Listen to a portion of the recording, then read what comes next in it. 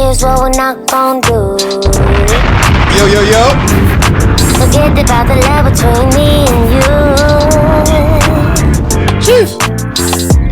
We've out with them in a good time. Yo, yo, yo. Yeah, you know we're Now we gotta let this rock a little bit.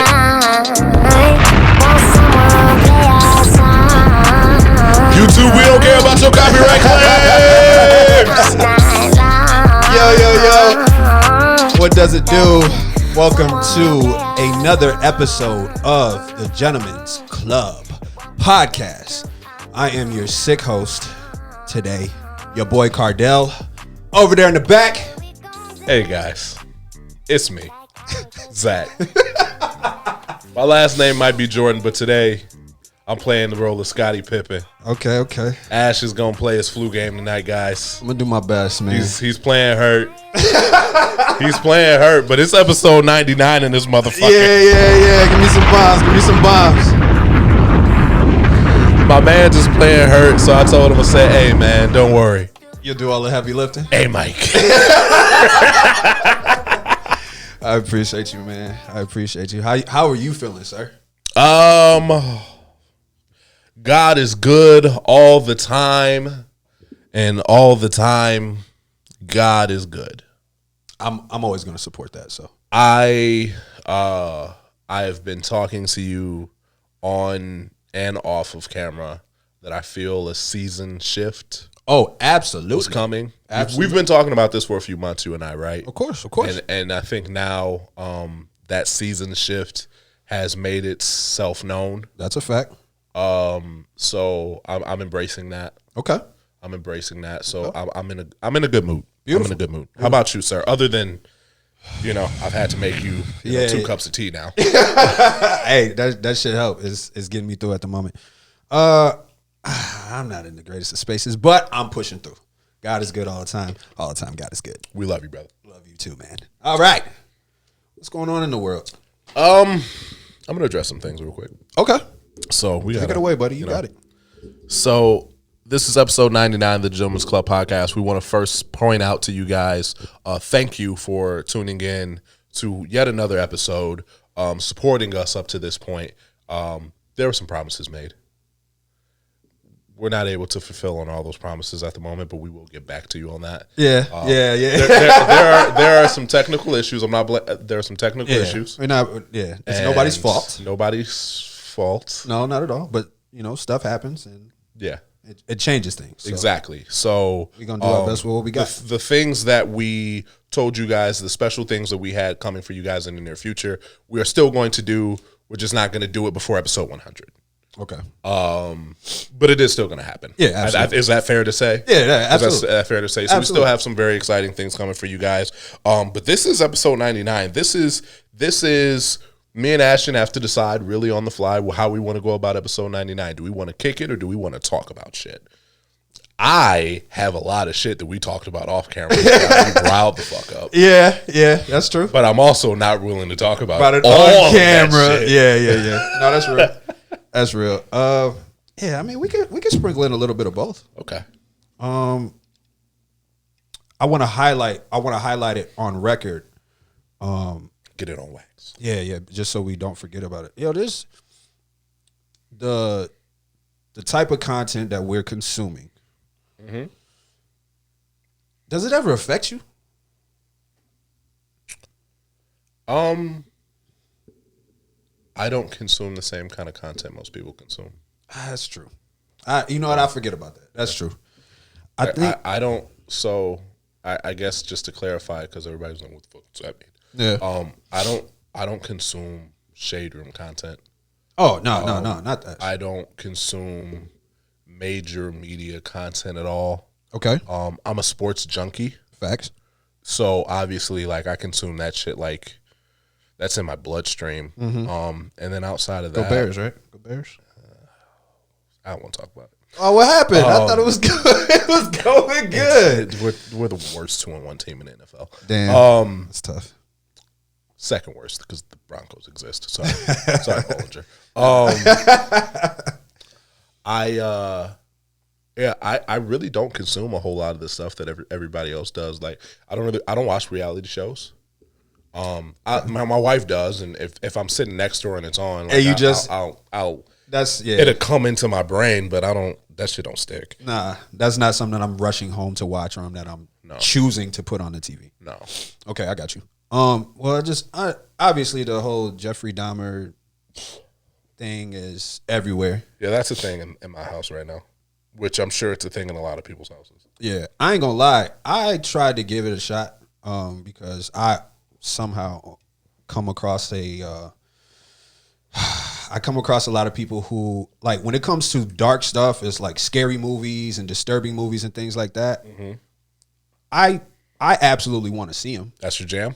That's my jam. Okay. A little bit. But I'm noticing now, as I'm getting older and going through my own personal transitions,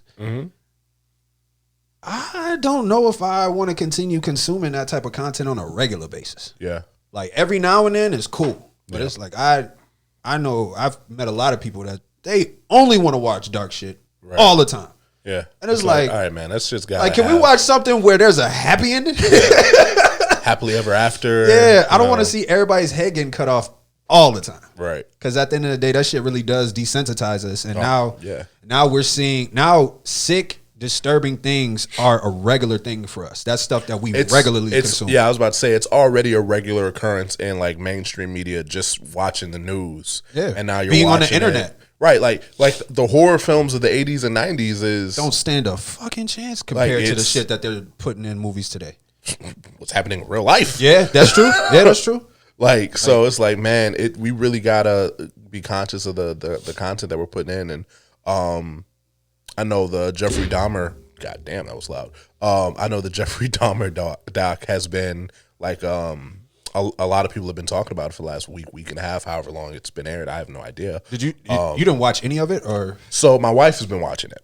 I've been in the room a couple of times. Okay. And I was in the room when she was watching, I think it was like the first episode. Okay. And so, like, I can be in the room and watch that stuff and it doesn't faze me really. It's right. like, all right, cool. It's like, all right, it's like, all right, Ted Bundy. Yeah, whoever, like, whatever the fascination name is. your serial killer, because they've made fucking docuseries about all of them. It was wild that serial killers have fan bases. Yeah. That shit speaks volumes. Ted Bundy has the craziest fan base. It was like, yo, he could kill me in the week. Yeah. It's like, what? Bruh. So, yeah, I get it. I know what you're talking about. But this Jeffrey Dahmer, like, so my wife is watching it, and I see it. Mm-hmm. I see it. At first, I'm not really paying attention to it, but then I was like, yo, how Buddy gonna get out? Like, damn, how's he gonna get Buddy? Yeah, what my thought process is. Right. And the more I watch, it's like, yo, this is fucking... It's disturbing, bro. It's disturbing. It's really disturbing. I'm looking at my wife. I was like, how the fuck do you watch this shit? Bro, I have a very strict, like, she can only watch that stuff if my son is asleep. Oh, yeah, no, of course. Yeah, so, like, so when my son falls asleep, she tries to binge it. Right. And my son doesn't go to bed relatively early. Maybe we're bad parents, but like my son can stay up later, in all honesty. Excuse me. So maybe we're bad parents. Y'all I don't think so. Yeah, y'all like, man. But yeah, so she'll like watch that stuff in the middle of the day. I was like, yo, this shit is the disturbing. The part, because at the end of the day, it's a recreation, and I'm sure some things may or may not have been exaggerated. But from what I understand, I don't think they were. That's what I'm saying. From what I understand, they weren't. Mm-hmm. And especially when you, because from what I saw, it was just like, yo, he was targeting a lot of black people. Mm-hmm. That's hard because he could get away with it. Yeah, and that's hard to watch as well. Just being a black man, period. So that I watched the first 2 or 3 episodes. And after that, bro, it's like I got back to the crib and I was just like, man, what am I going to throw on? And I tried to go with the Dahmer. Yeah. And I couldn't. I was like, bro, I'm not even in a space to watch this shit right now. Yeah. I'm not about to sit in a darkly lit room and watch this disturbing ass shit. Yeah. And it was weird to me because usually I can watch anything. Mm-hmm. Especially if I know it's a fictional movie, I'm usually laughing when somebody get their head chopped off. Yeah. I think, I kind of agree with you. When it was like Halloween or something like that, that would never happen. It's like, yo, he just stabbed that nigga through his neck and it came out the top. I think like knowing like, no, this is not only based off of a true story, but they're trying to keep it as to the source material as humanly possible. And I think so. I did finish watching the first episode with her because I was like, "Yo, ain't no fucking way." Yeah. So, no, it was the second episode because some more wild shit happens. Yeah, of course. So at the end of the second episode, they play a recorded phone call from the neighbor following up on a police report. Okay. And without really giving a whole lot of spoilers, like the police aren't really trying to entertain her At all. because she's a black woman. Right. She's a black woman in, the 80s or 90s. Right. You know, the Crack era is booming. Yeah. And all this shit happened in the hood. Yeah, basically. So the police is like, lady, mind your fucking business. Right. Like, yo, we checked it out. It's cool. We not really digging into it because, like, It's a low without income, saying it, like, yo, we don't really care about what y'all dealing with over there in Yeah. this low-income area. exactly. Yeah. And like they played, like it was the actual recording that they played, and I was like, he got away with this for so long because where he decided to locate himself. That was the disturbing. And I haven't watched the entirety of it, and I don't plan on. But you get a gist of where it's going. But I'd have to imagine that wasn't on accident. See, now you're going to make me want to finish the shit so I can do a deep psychological study on this shit. But, yeah, I don't know, man. I don't know. Because the situation that I'm talking about in the second episode, had that happened today, I was over. Oh, no, that's a wrap. He was done. Yeah, that's a wrap. He was done right there. Right. But because this happened in the time period that it was, and the cops were clearly homophobic, Yeah. and the person that originally reported the situation was a black woman, Right. and the person that they were trying to that they were checking up on, Right. the person interest that they were checking up on was a minority child, Right. and then a white man came and pretty much said, "Nah, it's all good." Right. And now we don't have to worry about this It was situation. like, "Oh, the white man's here, we're good." Right, yeah. Like, yeah, we're not going in any further. That's Like, tough, oh, you're man. gay. I don't really want to touch your Yeah, stuff. I don't want to go into that room. All right, that's what y'all doing? Cool. Ain't nobody, nothing crazy's going on. All right, cool. We out, man. Like, literally, the cops looked at him and was like, "Yo, I ain't gonna find no weird shit in here, right?" Right. And he was like, "Yo, like you mean like gay stuff?" And he was like, yeah, that's a lot of it. "Yeah." And he was like, "We're gay." Yeah. And the cop was like, "All right, man, we getting out of here." When there was you know what I mean? There was Right. It was like fresh kill, damn. a fresh kill right on the other side of the bed. I was like, "Oh my god." Yeah, I think I realized because I know when there's a popular show on Netflix, everybody talks about it, everybody watches it. And The Circle season 4. and of course, like some of those shows can be good. And I understand. That's my shit though. Yeah. That's a social experiment I enjoy. Yeah, I understand it. But it was just weird that, I don't know, it was weird because obviously everybody is talking about it. And when I went to try to put it on, I was like, bro, I'm not in a space to watch this shit. Yeah. And that starts you thinking on a deeper level about like, how the fuck is this something that we seem to glorify?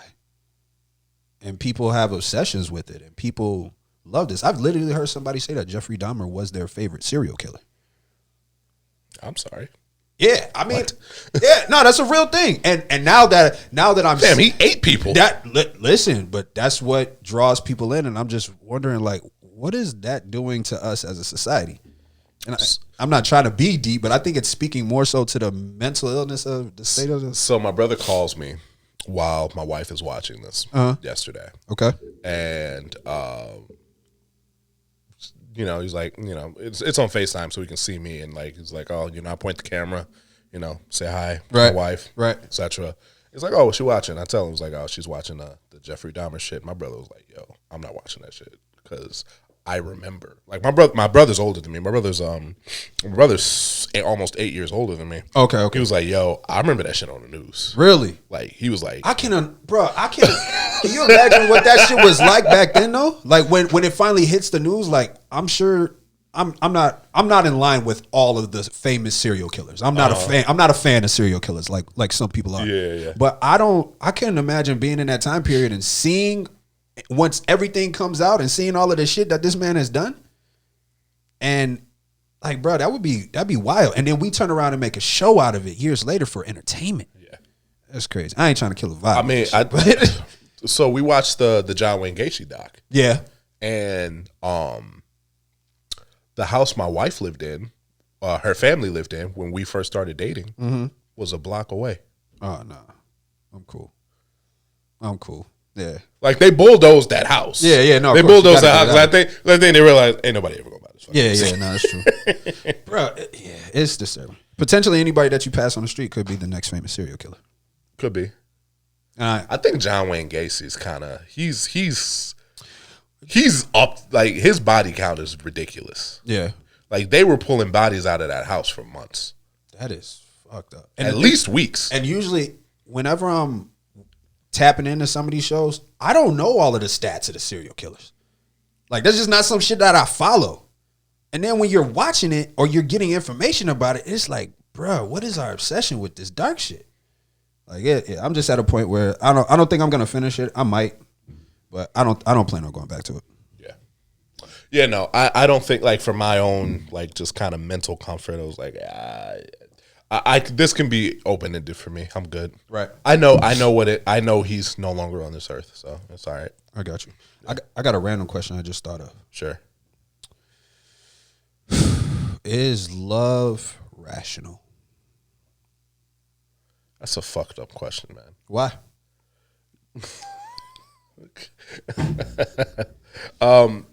The reason why I brought it up, I saw this clip of Shia LaBeouf. He was on Jason Bernthal's podcast. John Berthal. My bad. Really like that guy. Love him. But Shia LaBeouf, it was just like he was in tears and he was just talking about how he ended up meeting his wife. Great episode. You saw that? I did. I need to go back and check that out. Yeah. I'm gonna do that. Wait. You just saw the clip? I just saw the clip. I didn't see the episode. Heavy? Yes. I'm gonna cry. I already know it. But it made me look at things differently because that's always a battle that I've come into when it comes to my relationships. From the same space that Shia LaBeouf was speaking about. Basically, what he was saying for people who haven't seen the clip, he was like, he's like, it just didn't make sense to me because like I didn't have anything. I'm obviously not a good person for you to be with, and you just don't care. You're just here. That, and I promise you, I understand that. Mm-hmm. I get that 1,000%. Mm-hmm. But because of the repercussions that I've chosen to stay in and just to love you no matter what, even at the cost of myself, I had to rearrange that shit. I could love you to fucking death. Right. But if this does not work for me to be in this situation, then it can't matter. It can matter, but it's just, I don't know how to win that battle. I don't know how to get people to understand, like, once you go through something, it's important to make sure that if this was devastating for you, I don't think you should repeat that shit. Right, yeah. That's just me. So to answer your question, is love rational? No. That's the beautiful thing about it. Yeah. Healthy love has to become rational at some point. Okay. But love in its purest form, no, it's not rational. Love makes you do irrational things. That part. That's when you find yourself, sending a text message at 2 a.m. bone sober. And it's a pair. Bone fucking sober. Yeah. And that's when you find yourself driving an hour and a half, not really sure if, the individual is even gonna be there or receptive to a conversation, whatever the case may be. Okay. The phrase "love makes you do crazy things" is a real thing. It's a real thing, right? Like that's not rational thinking, right? I drove up. Never mind. Never mind. I got you. Never mind. I'm a married man now. Right. I can't always be talking about some of the old shit I do. Yeah, I get you. No, I can say this. I drove up an hour and a half for my girlfriend at the time on a whim because she just told me. She was like, yo, just come up here. And I was like, this makes no sense. She was like, yeah, but I want you to come. I was like, all right. And then I get there and it was all bad. Damn. It was all bad. She was like, turn back. It's not safe. Damn. That's, yeah. Yeah, I was like, all right. I guess in all of that, I was like 19. You was younger, so that makes sense. But I guess in all of that, I mean, I've obviously had debates. Let's say debates. I like that better. Mm-hmm. Just debates with people that I've dealt with, and that seems to be where I become the villain, because from their standpoint, it is, I love you, so no matter what, it's me and you. Even if the situation is not the healthiest form. Or even if I'm not in my healthiest form.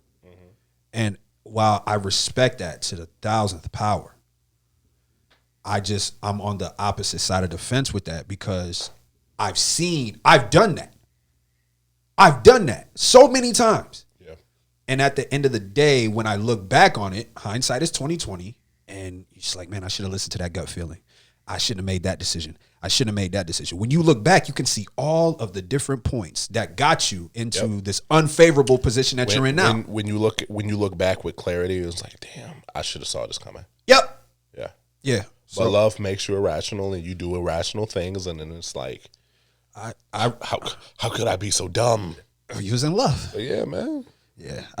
It was a clip, and it stuck with me so bad. Like, you know, Shy, obviously, he's always a deep dude. Yeah. But he was just speaking to words that I've absolutely felt before, because I've absolutely been in a position where I cannot understand why you want to be with me. Yeah. And I don't know. I guess I was the bad guy in that. So Shia LaBeouf he's one of the most entertaining individuals. Yeah. And I know he's sober now, so I don't really want to harp on it too bad and like ask him to come back to this. Like, but there's a clip of him like sitting in the drive-through. You know, the one where he's got the little blunt, kind of hanging on his lip. Yeah. And he's just kind of getting it a little bit. I was like, yo, go Shia. Yeah. He's got the do it. He's got the little do it meme. Yeah. You know, from if you're our age and you know from like his humble beginnings. Yeah. You know, even Stevens. Yep. Like Shia LaBeouf is goated, man. Transformers, that whole thing, man. But he's an interesting individual, man. Like he's grounded different. He's grounded different. You can tell he's wired differently in the brain too. Yeah. And those usually turn out to be my favorite types of people. And that whole conversation that he had with John Berthal, speaking of, because I don't think I finished that, but I definitely watched a good portion of it. Yeah. And it just talks about how right before he got sober, like he was about to commit suicide. He literally, his last attempt at AA, he had the gun in his lap. Yeah.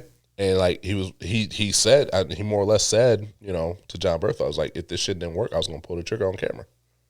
Damn. Yeah. I got to get into that. That's gonna be it's gonna tug on the heartstrings a little bit. What else is going on? Do we got anything else? Did you have anything to say about the Adam Levine shit, man? We skipped that. Oh, bro, you see what his wife said? No, what'd she say? She responded? She did. What'd she say? She said, and I'm not going to pull it up, so I'm going to pull up verbatim pretty much what it says. She says she doesn't have a problem with him having options. You think that's just their dynamic, or she's already checked out? I think that's their dynamic, man. Interesting. And this is why I'll say this. Hey, look, I ain't gonna hold you. I don't think that was alcohol, dog. I ain't gonna hold you. Mm-mm. That was not alcohol. I don't think that was alcohol at all. That was not alcohol in those messages, bro. If it was alcohol in the "you're so fucking hot," no way. I don't think it was. Way. But if there was alcohol, those would be the ones that it was. Yeah. There was not alcohol in the, yo, do you mind if I name my kid after you? There's no alcohol involved in that. Bro, you were bone dry sober and thought, she'd be cool with that, right? Bro, that don't even make sense to me, man. So I think that's their dynamic. Here's why I think that's their dynamic. Because he's so open and bold in the way that he's messaging. It's like, bro, dudes that are trying to do shit, but like covertly and like behind, you know, curtains and shit. Yeah. There's a little bit more nuance there. You can't just prove that you talking to me. You can't just hit them with the Instagram DMs with the blue checker right there. Damn, that's Adam Levine. but what if you got to think about it in his universe? He's in the top 1%. His lifestyle is completely different. You're moving covertly. You know how to. If you want to, I get that point. If you want to talk to an Instagram model, you're not hitting her from your main fucking account. I get what you're saying. Come on, man. All right, so I guess if you're really worried about getting caught because you're gonna mess up the spot, right? It's like, no, it's my wife, so you can't come to my wife and be like, oh, your husband's DMing me. He's like, bitch, I know. We both said you look cute. That's real. That's real. You ever been in that position where somebody got the receipts? Where's the button? Where's the button? No. First off, there are no receipts on Zach Jordan. Okay, I hear you. Let me make this clear. I hear you. Zach Jordan is a man of faith. Right. Is a man. I'm a one woman man. Right. And you've always been that way your entire life, correct? No, I was a dirtbag. Oh, okay. But in my dirtbag, they all knew I was single. Okay. There was never like when I was single moving around, there was never like, no, but you're the one. There was never that. There was never that. If I told a girl you're the one I'm talking to, then they were the one I was talking to. Right. But if we just went out for drinks, we didn't talk about exclusivity. Yeah. I don't even know if I like you yet. I got you. Or I would very blatantly say, I'm not looking for a relationship. Yeah. I've said that. When I was younger. She still hates me. When I was younger, I definitely, bro, this is when Facebook was really the thing. It's the main social media platform. I hated that switch, by the way. What do you mean? From MySpace to Facebook. I was one of the like last migrators. Yep, to get on Facebook. MySpace to Facebook. Yeah. I hated it. Yeah, same. But yeah, I definitely had some with the printouts of conversations. That shit never in my fucking life. That shit jammed me up. I was young. Never in my fucking life. First off, my dad would have cussed my ass out if I wasted the fucking printer ink for that. So, hey, privilege, right? Privilege, right? Yeah, man. Ugly times. Yeah, I remember that switch. See, now we're just off on a tangent. But fuck it. I remember. So I was like, "Yo, no, man. Like, why y'all like?" Facebook, like, yo, I got a MySpace. I don't need a Facebook. Yeah, like, and it's funny because like I hate social media now, so it was like I never wanted to adapt to all this shit. Right. But I remember what made me switch to Facebook was I was trying to talk to this girl. I was in high school still. I was trying to talk to this girl. I was in college, and punching up. I respect. I was like, yo, like let's become friends on MySpace or whatever. Right. And she was like, I'll add you on Facebook. I'm not adding you on MySpace. She was like, that's what let you know. She was like, I'm not on MySpace. Like, I'm not gonna get on MySpace to talk to you. If you want to add me on Facebook, will you add me on Facebook? Right. That's when you. That's when you knew. I was like, fuck. I guess I got to do it. Gotta do it. I ain't got no choice now. I think this is gonna put me in a position where I'm gonna get lost behind the times. Right. And that's where I created the Facebook. I still hate my Facebook to this day. I'm about to delete that shit. I'm not, because see, as a single man, I can completely understand that, like wanting to delete Facebook because fuck it. As a family man that does not communicate with everybody that I love and care about as often as I should, yeah, Facebook is a good bridge for that. And you're not wrong. Not that I post. Yeah, that's what in all honesty, I probably open my Facebook app on my phone once a week. I get you. Maybe twice a week. Yeah, it feels like such an outdated place to be. Like, I ain't gonna hold you. Like, and that's the only reason why I even have it, because family likes to post a lot of things, keeps you in contact with other family members who don't live in state or anything like that, and you know what I mean. So I get it. It's a way for people to stay updated on what's going on in your life. I'm gonna do that thing my parents do where they share a Facebook account. There are people that do that. They share a Facebook account. Hey, you know what though? That's not a bad idea. I'm gonna do that because I don't care. When you get old and washed, that don't sound like a bad idea. I'm definitely old and washed now. I feel you. I feel that. I'm coming up right behind you, buddy. No, you're not. What? Why not? You don't think so? I mean, nothing. Okay. Off camera. Got it. Nothing. I see. I have to remember what I'm allowed to say and what I'm not allowed to say. Yeah. Yo, man, we should. I hate this show. Yeah, I'm telling you, bro. hate We this should. fucking podcast. We should do something separately where we can like really get our shit off. Gentlemen's Club Discord coming soon. All right, man. I think that's all we got for today's episode. Thank you guys for tuning in to what is this? Wait. Hold on. I have to double check because you never want to. By the way, John Wayne Gacy had alleged 33, at least 33 victims. Nice. There was a conversation that we had in our group chat that we have to discuss on this podcast. Okay. On this episode, we have to do this. Take it away. We were saving it for our guests, but we can ask our guests when we have our guest on. Okay. So the situation is, if your wife, your female partner, is now making $10 million a year. Okay. Is now making $10 million a year. Would you be comfortable being a stay-at-home dad? Would you be comfortable being a stay-at-home dad? And we had a conversation, and your initial response. My initial response is 10 mil ain't enough. And my initial response to your initial response was, Nigga, you bugging. I think there was a little bit more to that. I am comfortable in my skin. If be my a- wife is making 10 mil a year, Yeah. baby, you go do what you got to do. What you need me to do at the house?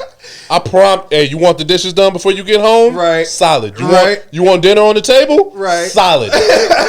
And while I'm with you on that, because I've done the stay-at-home dad thing before, I think the space that I'm personally at now, would I take some time to springboard some bigger shit? Absolutely. Yeah. But Like, for I'm the not- rest of life, Yeah. no. So here's my thing, and I calculated this. It's like, in all honesty, if my wife is making $10 million a year, she only needs to work for 5 years, and then from there, We're good. Yeah, That's what I'm I saying. said it. So I am, and this is probably the first time I've mentioned this on this podcast, so this is maybe a little interesting. Okay. I am a financial advisor, right? If my wife is making $10 million a year, We about to turn this into something. I am managing our finances. Right, I'm right. managing our finances. I'm making sure that our portfolios are set up so you only need to do that for 5 years. Right. And regardless of how old you are, Yeah. we are. Yeah. After that 5 years, We ain't never got to work. neither one of us have to work ever the fuck again. Right. And it's different when you look at it like that, because that would be the whole point. If she's making 10 mil, then it's my job to And we try- will live luxuriously. Exactly. and that's what I'm saying. I feel like it would be your responsibility to figure out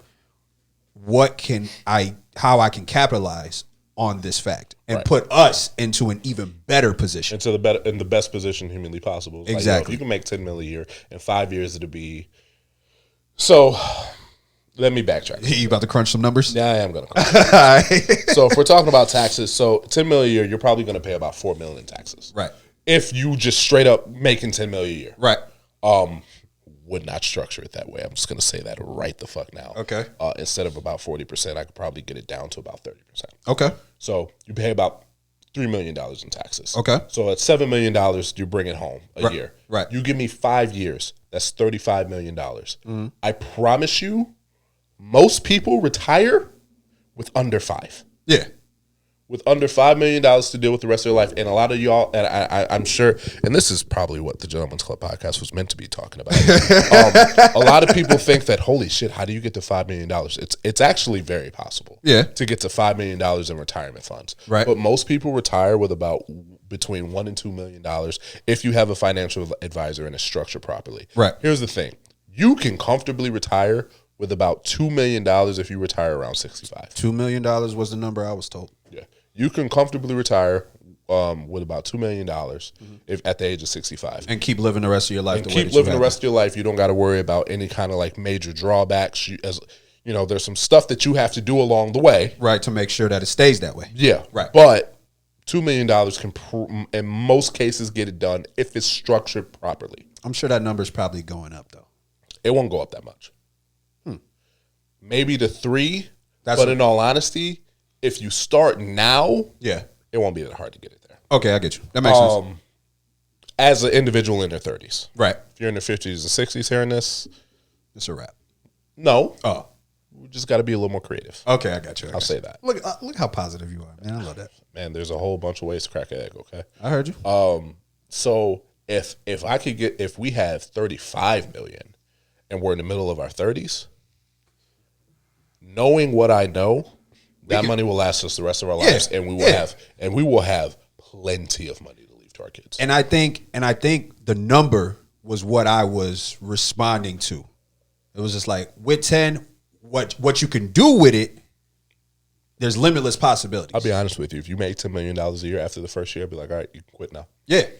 If it was really an issue as far as like I'm tired of working and you sitting at home, Yeah. it's like just do it for a year. Yeah. You do it for a year, and I promise you we'll be good the rest of our lives. Right. And I was If I had to, I could. Right. But if you can manage it for 5 years, not only will we live luxuriously for the rest of the time that we are on this planet, Right. our kids will be able to do the exact same fucking thing if Right. they wanted to. I guess in the context of Both of them. Yeah, with everything that comes into it, what you can do with it and what would be required to try to make that extend to the rest of your life, that is good. The way it sounded, the way when it was presented in the text was, yo, my wife make 10 mil, I ain't never working. Like, if we just stay in just that, I couldn't do it. I'm not doing a W-2. Okay. I'll say it like that. If my wife makes 10 mil, I'm not doing a W-2. And that's what I'm saying. Find something else that you can do. Yeah. Start your own business. Create chase after your passions, whatever the case may be. Something. Gentleman Club podcast ads all over your Instagram feeds. Like, babe, it's okay. It was only $50. Right. So in that context, yeah, I couldn't do it. New studio setup. I'm spending that money all the way. Hey, I feel you. M2 MacBook. Christmas list going up. Babe. I feel you, man. But in all actuality, I think that like the whole, so your response was like, dude, come on, man. It's all right. Yeah, let your woman be great. No, and the thing is, like, there might have been a little pride in that too. I just can't. Oh, yeah. I couldn't just sit and not do anything. No, 100%. And that's what I was speaking to. No, and I agree with that. Yeah. So it's funny because after we had the conversation in the group chat, I asked my wife, I was like, yo, if you made 10 mil, would you send me to work? I said, would you be cool with me being a stay-at-home dad? She was like, if I made $10 million a year, she was like, yeah. I was like, yeah. She was like, yeah, stay home, take care of the family. I was like, bet. That's love. Yeah, that's love. Yeah, but me as a man, I don't think I could do that. She said that because she because I know and she knows if I made $10 million a year, she gonna look at me and say, you think I'm going to work? You got me fucked up. Yeah. so really, all I did was put myself in a trap. But Right. It's cool. Right. It's cool. Right. So feel you. it is what it is. Yeah. So that was an interesting point. Ladies, if you're making $10 million a year and you wonder why your man is really just trying to get you to give him that 50 grand so he can go on tour for his album, You should do that. let him be great. Yeah, go let him be great. Because he would do it for you. He would do it for you. He would absolutely. He's got the merch deal and the tour lined up. Right. Like, he's finna blow. All it takes is one hit, man. Support his dreams. He about to get on. That's all I'm saying. All right, man. This has been another episode of The Gentleman's Club Podcast.